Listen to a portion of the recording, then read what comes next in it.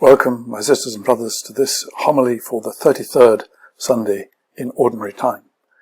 And today we have the second of Matthew's three final parables concerning how to live in the apocalyptic time, in the time in between the Lord's death and his coming. This time in which all the forms of order and the structure of the world will have shifted. Nothing will be clear, and how we train our imaginations is to be enormously important. Remember, last week was with the bridesmaids. It was the training of vision, to be able to see the bridegroom coming in.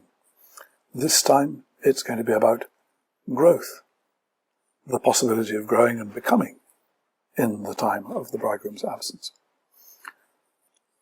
Let's start to look at this. I want to say, starting off, that I find actually this one of the most painful of the parables to deal with, painful personally, merely because I've spent so much of my life thinking of myself as being a person who'd been dealt a bad set of cards, had been by a master who I knew harvested where he had not sown, and reaped where he had not scattered.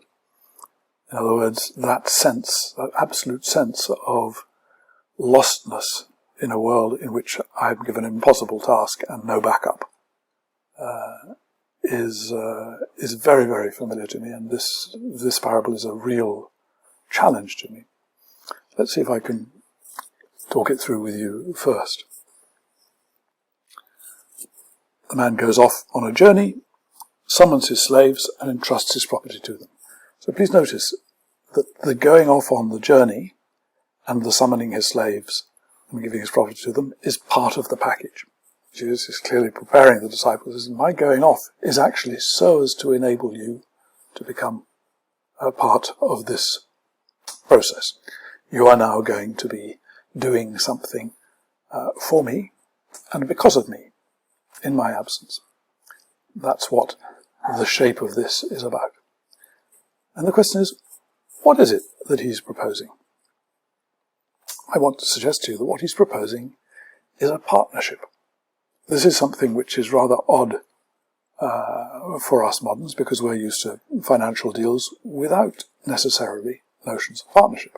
But my New Testament scholar friend Duncan Durrett, in his book, explains very exactly the kind of financial relationships were common in the ancient Middle East, and which one of them this is. This is something like a partnership, in which the person going away says, here is a large sum of money. I want you to be me in my absence. I want you to act as if you were me. I'm not asking you to check back in with base and see how it's doing. I'm not asking you to ask for instructions. I want you to take this and be me. You are my agent in the full sense of that term. Free to work out how you're to do these things. But in as far as you're doing it, it will be me who is doing it, because it's my funds.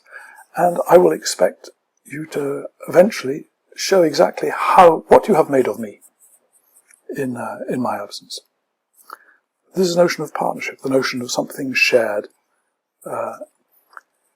It's interesting that, depending on our own mind frame, do we think of him as giving people difficult tasks, or do we think of him actually inviting them into something that is going to be rather fun, rather exciting, and that's a privilege.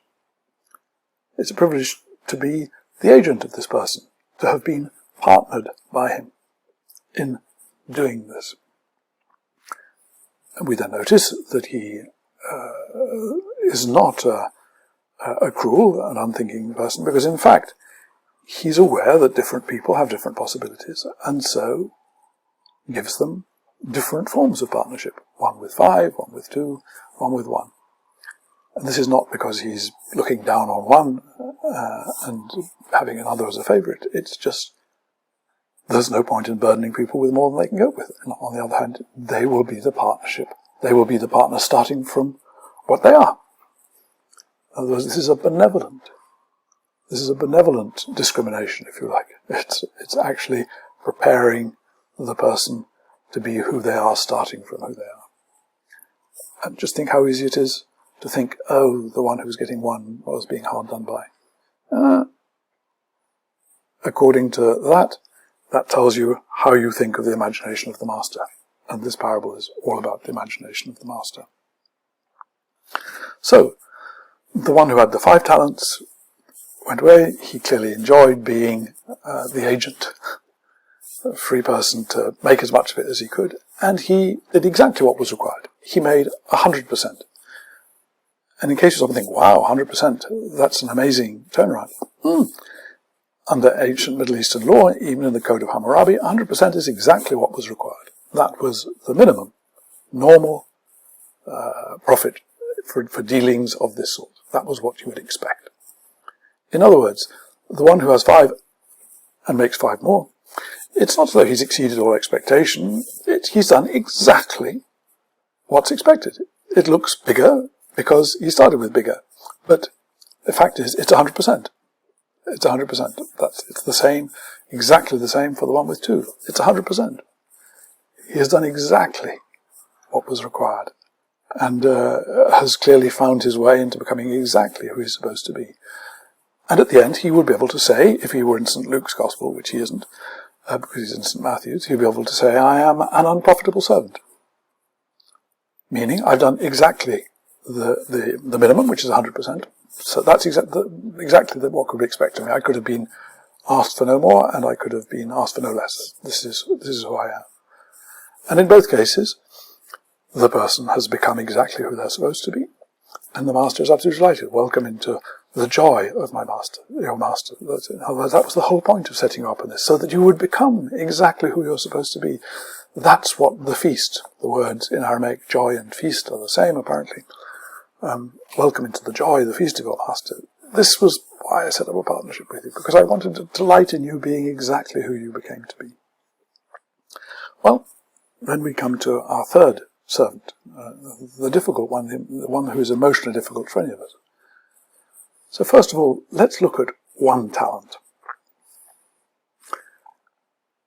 Because we think, well, 5 was a lot, 2 is less, and 1 is not very much. If we think in invidious terms, we think, oh, poor fellow, he had a bad start, didn't he? It's a bit unfair to blame him, he had a bad start. But that's not the point at all. The point is, this was the person's capacity. And let's remember, 1 talent was, depending on the exact period, was between 26 and 36 kilos of gold. So let's say at an average 30 kilos of gold. Just at today's price, 30 kilos of gold is $1.8 million. So let's say that the point of the parable is not that this fellow was given very little. This fellow was given an astounding amount, as it were. Here you are. Here, take 1,800,000 and see what you can make of it. He was given an astounding amount, but it was an astounding amount that the master was convinced that he would be able to handle, that he would become who he was supposed to be with this particular gift, with this particular project. It's very interesting. The servant goes and buries the money in the ground. Now, in a time of war, fear, turbulence, this is what people would do. You get frightened of other sorts of investments, other kinds of ways of making yourself rich or keeping yourself secure. You bury something in the ground. There weren't banks with big safes as we have nowadays, so the way to do it was bury in the ground, and then there was a chance that even if your village was sacked and your people were raped and killed, you would still be able to have access to your gold when it was all over. In other words, it was a frightened way of coping with frightening times. Notably, the others were also in frightening times. Their way of daring to come into being in the midst of the frightening times didn't react in the same way. So, the servant when he's asked by the master what he's done, he comes forward. And incidentally, I had assumed that this was a sort of a subservient way of talking, but apparently not. Apparently the way in which the third servant speaks is actually quite proud. It's quite disdainful. You only gave me very little, and frankly, I don't think much of you as a master. You're not a particularly kind person, so I knew it would be a bit of a trap, really. You were setting me up, because I knew that basically you want something out of nothing. Well, I decided not to enter into the partnership with you. So take what's yours. And the phrase he uses basically means, I will have no part in this partnership. I have no part in this deal. It's yours. I wash my hands of this. That's the sense of this. In other words, the guy knows what he's saying. He's not being sort of super subservient. He's actually being really quite proud, saying, no, I've decided I didn't want the partnership. And the master challenges his imagination, saying, okay, so you imagine me as the sort of person who brought things out of nothing, brought things out of who sows, who reaps where I have not sown, and so on and so forth, who's put you into an impossible position. Well, and you didn't want a partnership with me. Okay, I understand you're not wanting a partnership with me. Well, how about then simply having put your talents into the use of some non-partnership bodies that's not sharing anything with my project, but is simply a useful way of making things grow? I mean, that's what a bank is. Bankers are people who are not interested in partnership, in making people flourish. They're simply interested in transactions to keep things going. Even they would have brought something out of this. In other words, if it's not a partnership, at least something transactional. But that was obviously beyond the thinking of the servant. So he's cast out and is referred to as achreion, unprofitable. Exactly the same word as appears in Luke's Gospel about the unprofitable servant, but here, obviously, in someone who didn't even want to enter into profit. So, what's going on here? I think that the notion of the kind of partnership that we're invited into is being opened up. Our first reading, which is the reading about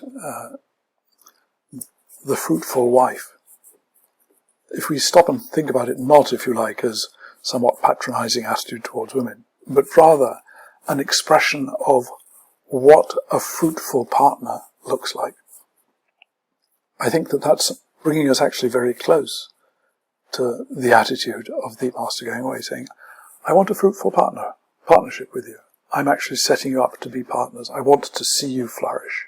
This is what your flourishing will look like. See how much you can dare. See how much you can get away with, run away with. See how much you can make out of this. That's the kind of thing. I want you to understand that I'm actually with you. Things that look impossible aren't. Things that look difficult aren't. And that has been, for me, the really tough thing to learn. I assumed as a gay man that I was out of being useful. I had no family base, no church base, no commercial base. It seemed quite literally as though I was being asked to come with something out of nothing. And yet it has been my joy and my discovery that I'm called to be a partner, and that it's the partnership that is the flourishing.